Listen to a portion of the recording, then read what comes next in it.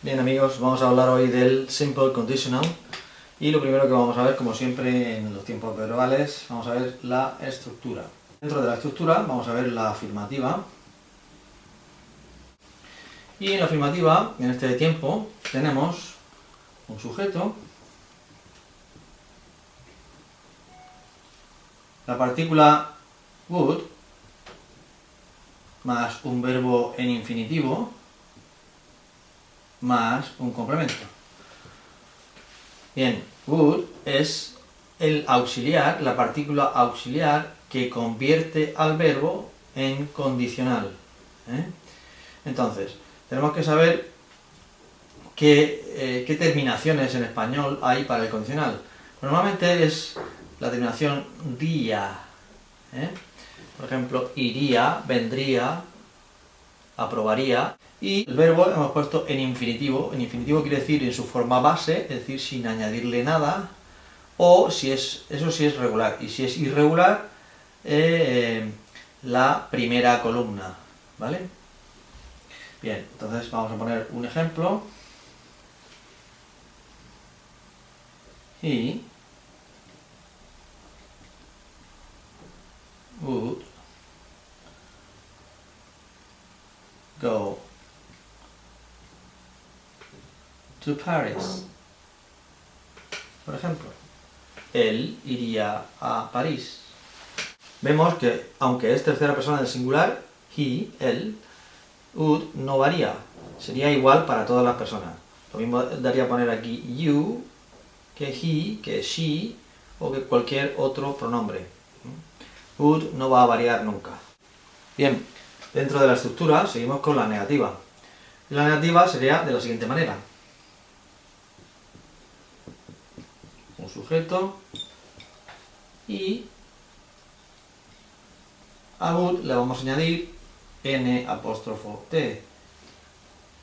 El verbo lo seguiríamos poniendo en infinitivo y un complemento. Por tanto, la oración que hemos hecho anteriormente en la afirmativa se quedaría de la siguiente manera. He wouldn't go to Paris. Él no iría a París. Para la interrogativa, pues cambiaríamos el orden y pondríamos en primer lugar would y después el sujeto. Después el verbo, siempre en infinitivo, y el complemento. Por tanto, la oración quedaría de la siguiente manera. Would he go to Paris? Would he go to Paris? ¿Iría él a París? Para hacer respuestas cortas a esta pregunta sería muy sencillo, simplemente diríamos yes, he would. Si es que sí y si es que no, no, he wouldn't.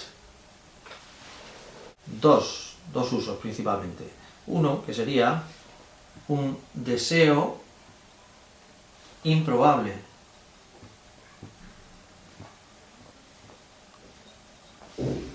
Bien, por ejemplo, si yo digo I would go to London. Yo iría a Londres. Estamos expresando el deseo de ir a Londres, pero la probabilidad de que vayamos es poca. Es improbable que el deseo se cumpla. No sería lo mismo que decir I will go to London, en donde sí, con will, en el futuro, tenemos una probabilidad. I would go to London, yo iría a Londres si se cumplieran una serie de requisitos, y la probabilidad es menor que con will. Un segundo uso sería una acción en el pasado, una acción del pasado, que actualmente en el presente ya ha dejado de realizarse. Por ejemplo, my father and I would go fishing. Mi padre y yo íbamos de pesca o solíamos ir de pesca. Sí, ya sé que me vas a decir que esto se hace con used to, ¿verdad? Pero eso lo veremos en otro capítulo, ¿eh? De momento vamos a ver que would también se puede usar para expresar una acción que se hacía en el pasado y que ha dejado de realizarse. También puede ser una acción típica, típica del pasado. Típica en el sentido de que siempre que cierta persona estaba en tal sitio, pues hacía tal cosa. O siempre que estábamos en tal sitio, ocurría tal cosa. Por ejemplo, fijaos en esta oración. My little brother would hug me all the time. Mi hermano pequeño me solía abrazar todo el tiempo. Es una cosa típica de él. Después del uso vamos a hablar de la conjunción if, que suele ir acompañando a este tiempo condicional simple. Es decir, cuando hablábamos antes del ejemplo he would go to Paris, en realidad parece que falta una segunda parte, que es precisamente la que aporta otra oración con if. He would go to Paris if he had enough money. Bien, este es el segundo tipo de condicional, o condicional improbable, que también se llama, por eso hemos hablado antes de improbabilidad, de un deseo improbable, y que está visto en otro vídeo, el vídeo de las oraciones condicionales en sí. Es un deseo de ir a París que él tiene, pero que solo se cumpliría si él tuviera suficiente dinero, pero de hecho no lo tiene, por tanto es improbable que vaya a París. Bien, por último vamos a ver algunas normas ortográficas que surgen con este tiempo simple conditional y que son pues, las siguientes. Cualquier pronombre personal puede ir contraído así, es decir, I would se podría contraer I'd, o he'd, o she'd, o cualquiera de ellos. Se puede contraer el pronombre con would y ponemos apóstrofo de. Pero recordamos que apóstrofo de podía ser también I had, I'd podría ser I had, y ahora estamos viendo que también puede ser I would. Por tanto, ¿cómo sabemos que es had o would? Pues muy sencillo, tendremos que fijarnos en lo que va después. I had gone, yo había ido. Sabemos que es had porque después va un participio. Gone, go, went, gone. Tercera columna.